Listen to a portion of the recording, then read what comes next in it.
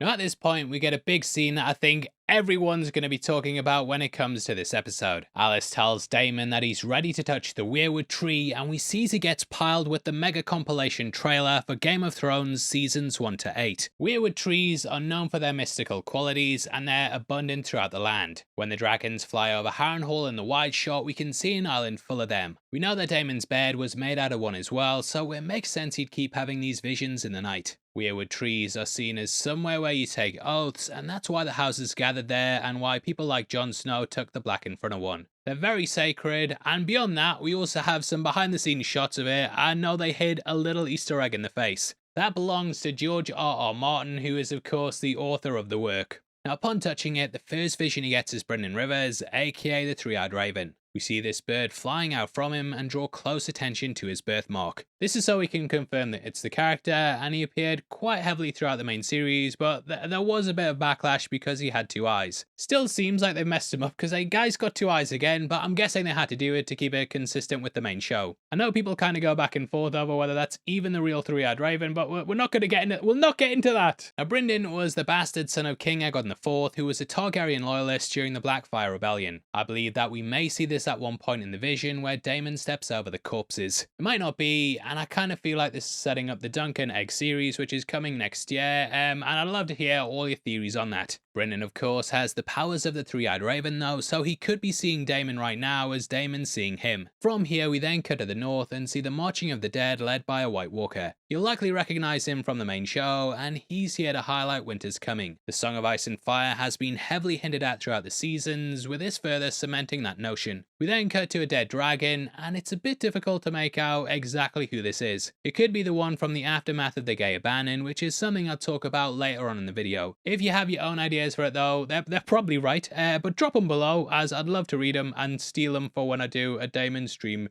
breakdown video. Now we then have Daemon falling into water where he seems to be drowning. This is likely the God's Eye, which is another thing I want to touch upon at the end. It kind of ties into what Helaena says to Aemond on the balcony, and we have 2 prophets mirroring each other, speaking to mirrors of each other. Daemon reflects Aemond, and vice versa, with Helaena and Alice telling them the future. Lastly, we then have Dany's eggs, which I feel are going to be tied in with what Rhaenyra took to the Vale. As we know, 1 hatched, and this leaves the 3 remaining. The director of the show said these were the same eggs, but then the showrunner shot it down. I feel like that was either them doing damage control and trying to save some surprises, or they aren't linked at all. Personally, I think they are, and not much of a surprise because the whole thing got leaked on TikTok earlier in the week. I feel like the HBO security is these guys. You can also catch a comet in the sky, which is often seen as either a good or bad omen. In the War of the 5 Kings, it was thought to signal victory, whereas it's also been thought to signify bloodshed.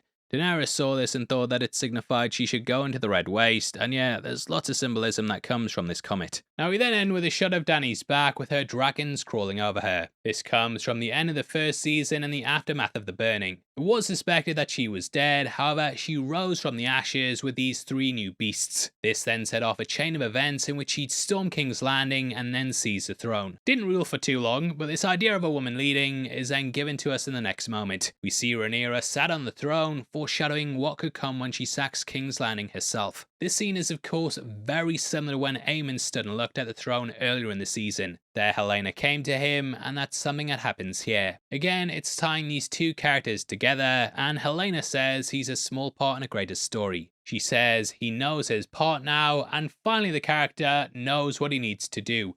Finally! Please no more visions!